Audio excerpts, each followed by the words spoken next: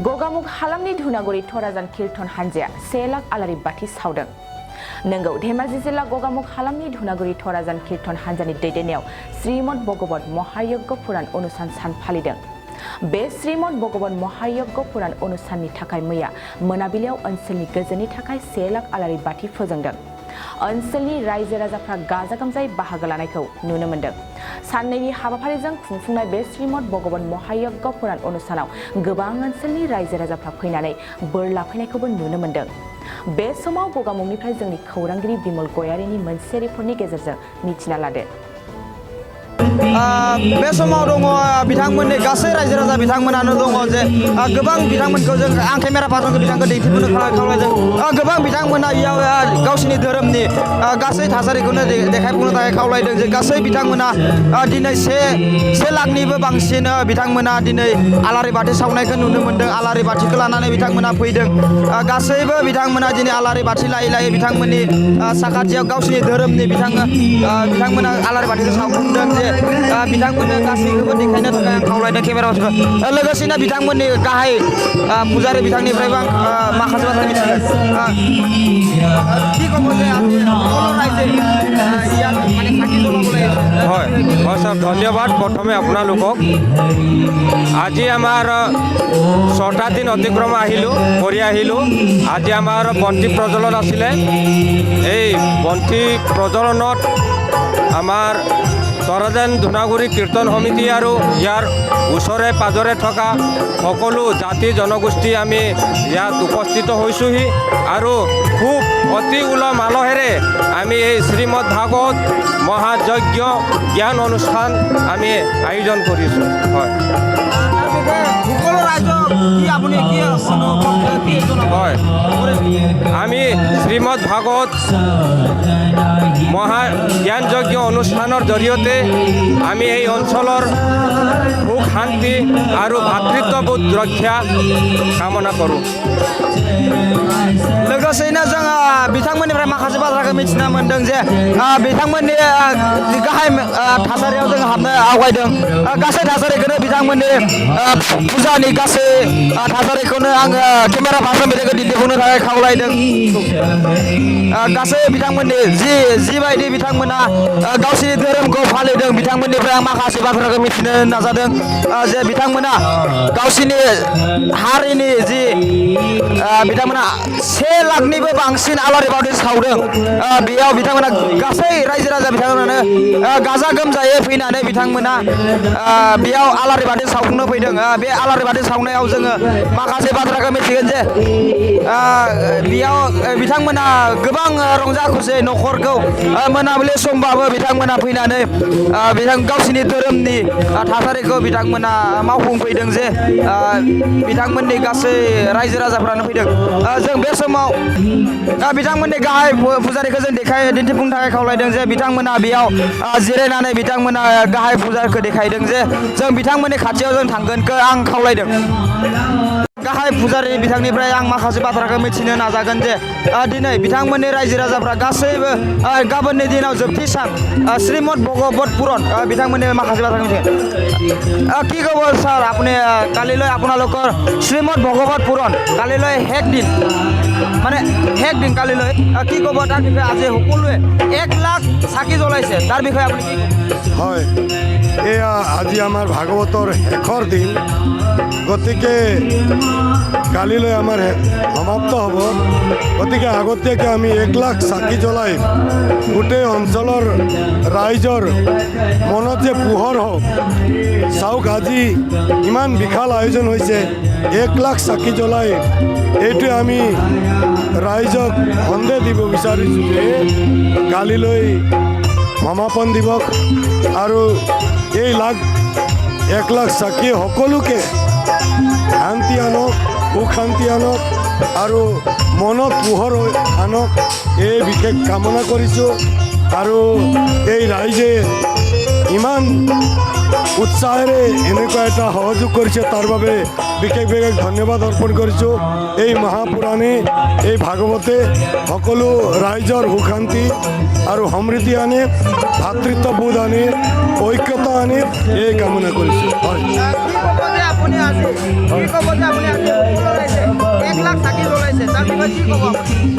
এক লাখ চাকি জ্বলাই মানে গোটেই অঞ্চলটো পোহৰ কৰিব বিচাৰিছে আৰু নিজৰ পিতৃ আৰু ভগৱানক প্ৰসন্ন কৰিবৰ বাবে এই 1 লাখ চাকি জ্বলাই গোটেই ৰাইজৰ সহযোগিতাৰ ওপৰত ৰাখি আজি তেওঁলোকৰ মনত পোহৰ আৰু বাহিৰত যেনেকৈ পোহৰ হ'ব অন্তৰতো পোহৰ আৰু ভক্তসকলৰ পোহৰ কৰিব বিচাৰিছে।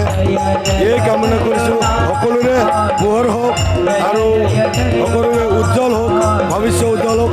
গাঁৱৰ ৰাইজৰ বা অঞ্চলৰ ৰাইজৰো যেন সদায় মনত পোহर এটা उज्जवल भविष्य बे समाव आं गोबां बाथ्राखौ मिथिना मोनबाय जे केमेरा पार्सन बिथांखौ आं खावलायदों जे गासै थासारिखौ बिथांमोनखौ देखायनो थाखाय गासै थासारिखौ बिथांमोननि रायजो राजाफ्रा बोरै जे इयाव फैदों बेखौ थासारिखौ दिन्थिफुंनो थाखाय आं केमेरा पार्सन बिथांखौ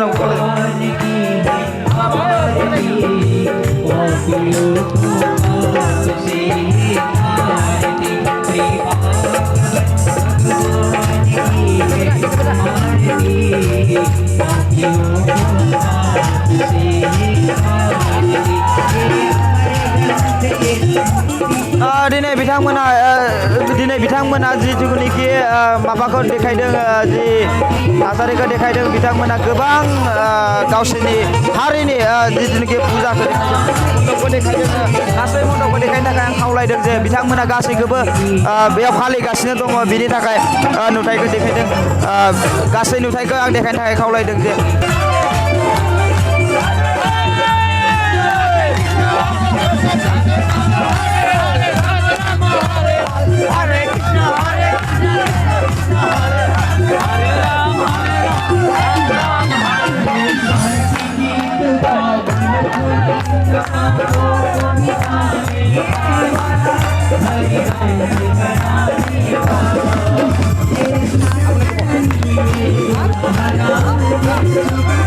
बेसमाव माखासे बाथ्राखौ मिथिनो लागोन बिथांनिफ्राय কি ক'ব যে আপুনি আজি ইয়াত গোটেই প্ৰচাৰটো কৰিব বিচাৰিছে কি ক'ব?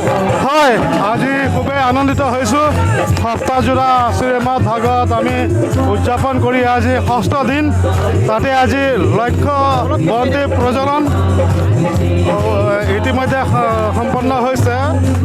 আমি সমগ্ৰ ধেমাজিৰ তৰাজান ধূনাগুৰি নলবাৰী এই অঞ্চলবাসীক ধন্যবাদ দিছোঁ। চবে সহযোগ দিছে, চবে আহি মানে নিজৰ মনোকামনা পূৰণ কৰিব চেষ্টা কৰিছে। এটা বেলেগ এটা মাহল সৃষ্টি হৈছে, আধ্যাত্মিক ভক্তিভাৱৰ মাহল সৃষ্টি হৈছে। গতিকে অতি আনন্দিত হৈছোঁ, চবকে পাই মানে ফূৰ্তিত বিভোল হৈ আছোঁ আৰু ধন্যবাদ। কেনেকৈ লাগিছে যে আজি আপোনালোকৰ গাঁৱত যে যিটো নেকি 1 লাখতকৈ ওপৰত যে চাকি জ্বলাইছে তাৰ বিষয়ে কেনেকৈ লাগিছে? হয় হয়, এইটো আমাৰ পৰম্পৰা। যেতিয়া আমি শ্ৰীমদ ভাগৱত আৰু পুৰাণ মানে সপ্তাহজোৰা বা 3দিনীয়া যেতিয়া বা 1দিনীয়া কাৰ্যসূচীৰে সম্পন্ন কৰা হয়, যেতিয়া লক্ষ্য বন্তি প্ৰজ্বলন হয়। লক্ষ্য বন্তি প্ৰজ্বলনৰ আজি আমাৰো ইয়াত সম্পন্ন হৈ গৈছে। আজি আপুনি চাইছে গোটেই ভক্ত ঝুমি উঠিছে, মানে এটা এক্সাইটিং মুভমেণ্ট। আৰু আমাৰ শিৱ মন্দিৰ তৰাজান শিৱ মন্দিৰ স্থাপন হোৱা আজি 40 বছৰ হৈ গ'ল। আজিলৈকে ইমান এটা ভব্য ইমান ডাঙৰ এটা অনুষ্ঠান হোৱা নাছিলে। আজি আমাৰ তৰাজান ধূনাগুৰি যুৱ প্ৰজন্ম, জ্যেষ্ঠ নাগৰিক আৰু মাতৃগণ সকলোৱে মিলি প্ৰচেষ্টাত আজি এই সপ্তাহজোৰা মদ ভাগৱত সম্পন্ন কৰিব লৈছোঁ। আজি আৰু এটা দিন বাকী আছে, সেয়া অতি আনন্দিত অনুভৱ কৰিছোঁ। ধন্যবাদ। बे समाव बिथांमोना रंजानायखौ जों नुनो मोन्दों। बिथांमोनखौ बिराद गोबाङै बिथांमोना रंजादों। बे रंजानायखौबो जों नुनो मोन्दों। बिथांमोना माखासे गावसोरनि धोरोमनि बाथ्राखौ बिथांमोना फोरमायदों। बड'लेण्ड बुब्लिनि नायगिरि बिथांमोननो गासै थासारिखौनो जोङो दिन्थिफुंनो थाखाय जोङो बड'लेण्ड बुब्लिनि नखरै जानानै जोङो दिन्थिफुंगासिनो दङ। बिथांमोना जि फोरमायदों बिथांमोननि गावसोरनि धोरोमनि बाथ्राखौ फोरमायदों, जों बेखौ मिथिना मोन्दों। केमेरा पार्सन बिथांखौ जिखुनु दिन्थिफुंनो थाखाय आं खावलायगासिनो दङ।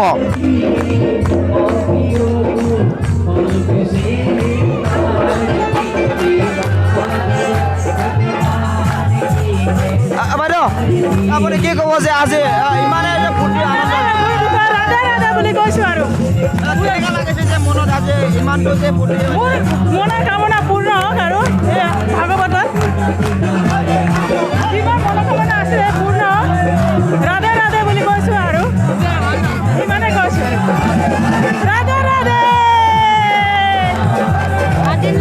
আজিৰ লগে ভাগৱত চলিলে আজি লাখ পূজা বালিছিলোঁ সেইকাৰণে আৰতি গাই আছোঁ ভগৱানৰ কৃপাত চবে কুশলে বহক বুলি মোৰ অনুৰোধ আছে ধন্যবাদ কেনেকৈ আনন্দ লাগিছিল যে মনত আজি ভগৱানৰ কৃপাত নাচিব পাইছোঁ আৰতি কৰিব পাইছোঁ সেইকাৰণে আনন্দ লাগিছে ৰাইজসকলে চবেই মিলি পিনি ভাগৱত লগাইছে সেইকাৰণে ভাল পাইছোঁ বাইদেউ আপুনি কি ক'ব যে আজি মনত কেনেকৈ লাগিছে মোৰ ভাল লাগিছে আজি ইমান ধুনীয়া লাগিছে গোটেইখিনি ৰাইজে ইমান ধুনীয়াকৈ আগুৰি লৈছে বৰ ভাল লাগিছে বছ হৈ গ'ল बिथांमोना बुंदों जे गोबां मोजां मोननाय गावसोरनि गासै थासारिखौ गावसोर फैनानै गोजोननाय मोन्दों होननायखौ फोरमायदों लोगोसेयैनो बिथांमोननि गासै दिनै गाबोननि दिनाव जोबथा सान जागोन दिनै बिथां नेपालि हारिनि बिथांमोना गासैबो रंजानायखौ जोङो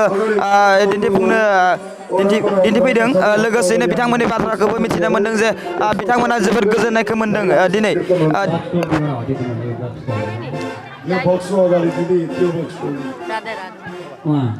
जोंनि बे समाव दंफैयो लोगोसे जोंनि बरदल'नि गुदि बर' थुनलाइ आफादनि आफादगिरि राजकुमार बसुमतारी सारा जोंनि साखाथियाव दंफैयो जे श्रीमद भगवत पुराण बेयाव सारा बाहागो लानानै माबायदि मोन्दों श्रीमद भगवत पुराणाव सारा बाहागो लानानै माबायदि मोन्दों आं बे बाथ्राखौ सारनिफ्राय माखासे बाथ्रा खुलुमबाय माबायदि मोन्दों जे दिनै श्रीमद भगवत पुराणाव बाहागो लाफैनानै आंथ' फैनानै बिराद मोजां मोन्दों दिनै भागवत फैनाय थांनाय 24 अक्ट'निफ्रायनो आं फैबाय थादों सम सम खोब मोजां मोन्दों जेरैबायदि हास्त्रपात खालामदों जेरैबायदि बुजायलांदों आं खोब मोजां मोन्दों नेपालि भाषाजोंबो बुंदों असमियाजों बुंदों इमानसि आरो बर' रावजोंबो भागना होबावदों ओरैबायदि मोजां मोन्दों जाय फैदों माने माखासे गियान मोनलांनो निस्सय आं ओरैबायदि गाजा गोजावदों जोंनि हारिनिखौ जाहाथे बिदि आं जानोसो लुबैदों आरो ओरैबायदि मोजाङै जादों थारमाने खोब डिसिप्लिनै जादों आं नुदों फुंनिफ्रायनो दुगै दुलै फैदों आरो ओरैबायदि नैबे मन्दिरखौ फोसाबनायाव बिसोर बादाबादि जादों सोरबा सासेफोरनो मैया दाख्लै फुंनि 5टायाव जों साफा खालामजोबगोन होन्दों नाथाय फैना नायफैबाय माने 5टानि सिगांनो 4टायावनो साफा खालामजोबदों बेखायनो न'सेया बुंबाय बैदिनखालि जायहा मोनाखिसै 12टा बाजियाव फैनानै साफा खालामजोबलांदों होनबा नायदो मा इसेबां मोजां बेखायनो आं गोजोनदों जाहाथे बिथांमोना बेखायनो आं बिथांमोननि माबाया एसे जौगानाय नामा आं बेखौ सानदों आरो सारा मा बुंगोन जे जोंनि बर' हारिनि जिथुनिखि धोरोमारि आफाद धोरोमारिफोराबो बेबायदि जिथुनिखि थासारिखौ लानांगौ बेनि सायाव मा बुंगोन सारा आं बिनिखायनो बिनि एसे माखासे गियानखौ लानानै फैदों जाहाथे जोंनि हारियाबो बिदि खालामनो हागोन नामा आरो जानांगौखौ आं सानदों आरो नाथाय जोंना जुदि मिटिं मेल जाबा साफा खालामनो माब्लानो माखासे भलन्टियार्स नांगौ गासै भलन्टियार बिसोर न'खरसेयानो साफा खालामदों जाहाथे जोंनियाबो बिदि जानो हायो आं बेखौ सानदों बेखायनो बाव माखासे आं गियान लानो फैदों थारमाने जोंबो जाहाथे बिदि खालामनो हागोन नामा आंबो सासे बर' हारिनि धोरोमारि माबानो एसे बिबान दङ बेनिखायनो नायगिदिंनो फैदों जोंबो बिदि हागोन नामा आंबो बेखौ साननाय फैदों आरो सारा मा बुंगोन जे बड'लेण्ड बुब्लिनि नायगिरि साफ्रोमबो रायजो राजा बिथांमोनखौ सारा मा बुंगोन जे बड'लेण्ड बुब्लिनि अनसायगिरि नायगिरि बिथांमोनखौ मा बुंगोन जे जिथुनिखि दिनै श्रीमद भगवत पुराणाव फैनानै सारा जिथुनिखि गोजोननाय मोन्दों लोगोसेयैनो जोंनि बर' हारिनि गासै रायजो राजा बिथांमोना जे बड'लेण्ड बुब्लि नायगिरि बिथांमोनखौ मा फोरमायगोन सारा आं खावलायदों जाहाथे बड'लेण्ड बुब्लिनि गोथै रायजो राजाखौ आं नायनानै जेरैबायदि बेखायनो फैलायनांगौ नायफैलायनांगौ जाहाथे माखासे नायोबा गुबुन हारिनि धोरोमनि माबानानै जाहाथे सास्त्रपात खालामदों बे नङा फैनानै माबा मोनसे गियान मोनो बेखायनो फैलायनानै एसे सहाय सहयोग होनांगौ नायफैनांगौ माखासे गियान लानांगौ गावबो रोंगोन मालायखौबो फोसाबनो हागोन बेखौ सानदों आरो बेखायनो गोजोननाय गोजोननाय थाबाय बे समाव आङो माखासे जोंनि बर'दलनि गुदि बर' थुनलाइ आफादनि आफादगिरि सारनिफ्राय माखासे बाथ्राखौ मिथिनो मोनबाय जे बे समाव बिथां सारजों लोगोसे दंफायो जोंनि साखाथिनिनो सासे फोरोंगिरि सार बिथांनिफ्रायबो माखासे बाथ्राखौ आं मिथिनो आखायाव लादों जे बिथांमोना मा बुंगोन जे दिनै श्रीमद भगवत पुराणनि सायाव बिथाङा जे दिनै गावसिनि नेपालि हारिनिल' नङा गासै बर' रायजो राजाया बिथांमोनाबो फैदों बेयाव मा बुंगोन सारा কি ক'ব যে শ্রীমদ ভগৱত পুৰাণৰ বিষয়ে আপুনি কি ক'ব আচ্ছা ধন্যবাদ বড়োলেণ্ড পোৰ্টেলৰ সাংবাদিক মৰমৰ বিমল ভাইটি এই যে মহাভাৰত পুৰাণ ভাগৱত পুৰাণ যে আমাৰ ভাৰতবৰ্ষৰ বিশেষকৈ হিন্দু ধৰ্মাৱলম্বীলোকে বছৰে বিভিন্ন মন্দিৰে নামঘৰে সমাজৰ অসূয়া হিংসা দেশ এইবোৰ আঁতৰ বিভিন্ন ৰোগবিলাক আঁতৰ হ'বৰ ইচ্ছা মনোকামনা পূৰ্ণ কৰিবৰ বাবে এই ভাগৱত পাঠ পুৰাণ অনুষ্ঠিত কৰা হয়। ইয়াতো আমাৰ তৰাজান আৰু ধূনাগুৰি দুয়োখন গাঁৱৰ কীৰ্তন সমিতিৰ সহযোগত এই 7 দিনীয়া ভাগৱত পাঠ অনুষ্ঠিত হৈ আছে। আজি 6ষ্ঠ দিন, কাইলৈ আমাৰ অন্তিম দিন হ'ব, যাতে এই ভাগৱত পাঠ পুৰাণৰ বাণীসমূহে জাতি বৰ্ণ নিৰ্বিশেষে সকলোৰে উন্নতি হওক, সকলোৱে মনৰ পৰা হিংসা দেশ এইবোৰ আঁতৰ হওক, জাতি আমাৰ গাঁৱৰ অঞ্চলৰ ৰাইজৰ দেশৰ সকলো জনসাধাৰণৰ উন্নতি হওক, সকলোৰে ৰোগ নিবাৰণ হওক, এই কামনা কৰি ঈশ্বৰৰ ওপৰত প্ৰাৰ্থনা কৰি এই ভাগৱত পাঠ কৰি অহা হৈছে।